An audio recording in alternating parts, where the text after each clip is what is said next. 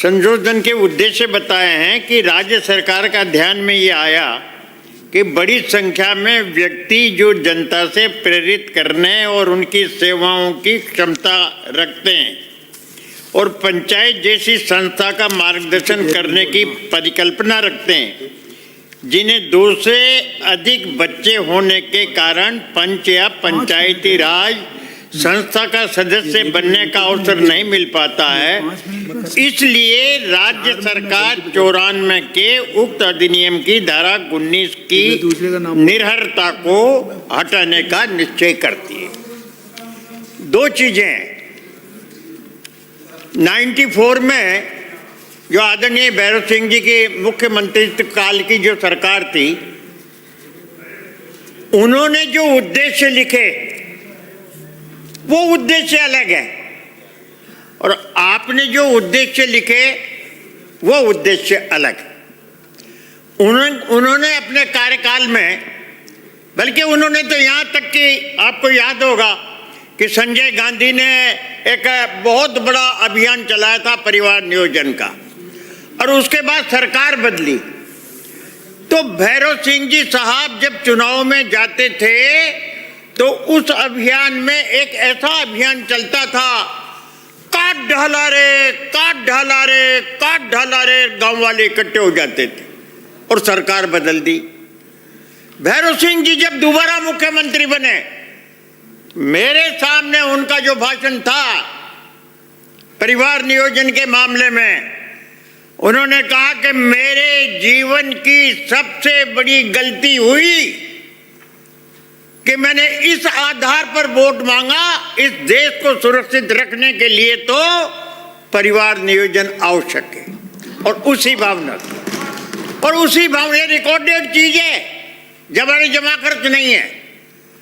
और उसी भावना से 94 में जो वो संशोधन लाए, उस संशोधन का मूल उद्देश्य ये था कि हम जो जनप्रतिनिधि हैं इस स्तर पर, जब तक ये इस परिवार नियोजन की मूल भावनाओं का नेतृत्व नहीं करेंगे, अनुसरण नहीं करेंगे, जब तक प्रभावी लोग से लोग इस बात को नहीं मानेंगे। तो उन्होंने स्टार्टअप किया यहाँ, और उस स्टार्टअप करने का ही परिणाम है कि पूरे देश में ही न पूरे राजस्थान में जनसंख्या नियंत्रण होने में काफी बड़ी सहयोग और काफी बड़ी मदद मिली। अब आपने इसमें कह दिया कि साहब योग्यता का लाभ पंचायती राज को नहीं मिला। आज पंचायती राज की जो दुर्दशा हुई है ना, वो इन लोगों का सहयोग नहीं मिलने से हुई है या अपने कारणों से हुई है? सोचा आपने? ये जो 30 साल से इन लोगों का सहयोग नहीं मिला, इनकी बुद्धि का उपयोग आप नहीं कर पाए और हम नहीं कर पाए, उस कारण से हुई है क्या पंचायती राज की दुर्दशा? और उस कारण से चुनाव नहीं हो रहे हैं क्या? उस कारण से बार बार में ये बदले जा रहे हैं क्या? उस कारण से सारी व्यवस्थाएं बदली जा रही है क्या? क्या उस कारण से सारा भ्रष्टाचार पंचायती राज में बढ़ा है, जो उस कारण से बढ़ा है क्या कि उनकी सलाह नहीं मिली? अब तक भी जो चुने गए सब योग्य चुने गए, और उन योग्यताओं की, योग्य लोगों की और योग्य मंत्रियों की सलाह के बाद और योग्य सरकार की सलाह के बाद जो दुर्दशा होकर के चुनाव नहीं हो रहे हैं, इसलिए आप इसको लाए हो क्या?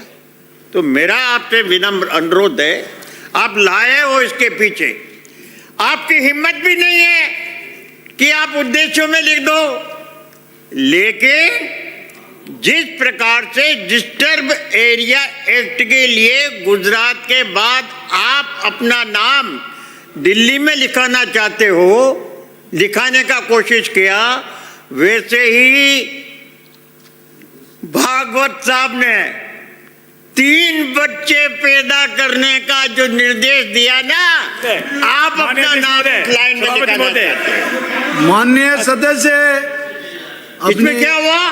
उनका नाम भागवत साहब ने नहीं कहा, नाम डिलीट किया जाए। भागवत साहब इस सदन का सदस्य नहीं है क्या? नहीं कहा, इनकार कर दो। आप कह दो कि नहीं कहा, मैं वापस ले लूंगा। नहीं कहा, मैं वापस ले लूंगा। नहीं कहा।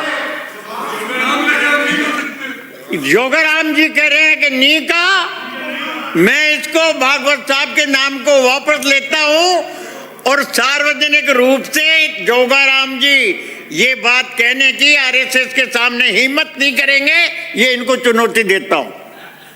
रिकॉर्डेड चीज है। तो उस भावनाओं को लाने के लिए अप्रत्यक्ष रूप से इस माध्यम से आप जनसंख्या नियंत्रण करने के बजाय जनसंख्या बढ़ाने का, ताकि हिंदू कम नहीं हो जाए, है ना? मानते हो नहीं? तो इस उद्देश्य से अप्रत्यक्ष रूप से आप ये लेकर के आए हो। आज 1 अरब 47 करोड़ जनसंख्या है इस देश की, और आगे आने वाले समय में कुछ ही वर्षों में 1 अरब 70 करोड़ हो जाएगी। आज बच्चों को शिक्षा नहीं मिल रही, बच्चों को कपड़े नहीं मिल रहे, बच्चों की व्यवस्था नहीं हो रही। आर्थिक दृष्टिकोण से विभिन्न लोग आज भी तरस रहे हैं। सड़कों पर चौराहे पर सोते हुए आप देख रहे हैं, सारी हालात है।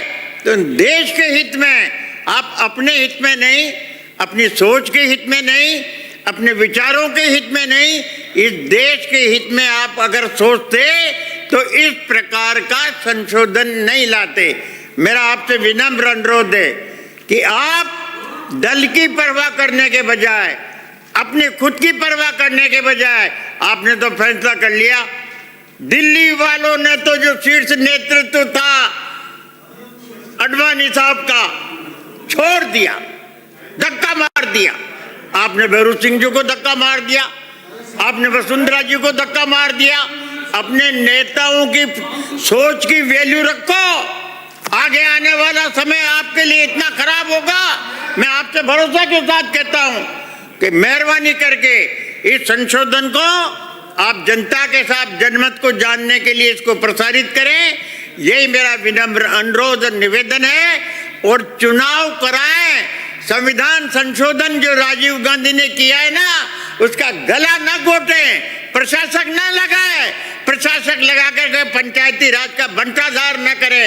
और ये भी मैं कहता हूं, आप कहते हैं ना भ्रष्टाचार नहीं है, माननीय पंचायती राज मंत्री जी, मैंने एक उदाहरण तो आपको बताया, लेकिन सही बात ये, हाँ एक मिनट में सही बात ये है कि कितने ही प्रधान और विकास अधिकारी, उनके पास जो कोष है ना, उसका 10% लेकर के स्वीकृति निकालते हैं। 10%। ये हालात है। और आपने एक को भी नहीं पकड़ा जी शर्मा, आपने एक को भी नहीं पकड़ा। मेहरबानी करके आप जनमत जानने के लिए इसको प्रसारित करें। मैं सर्वप्रथम आदरणीय श्री भैरव सिंह जी शेखावत साहब और वर्तमान लोकप्रिय मुख्यमंत्री श्रीमान भजन लाल जी का अभिनंदन करना चाहता हूं। एक अभिनंदन इसलिए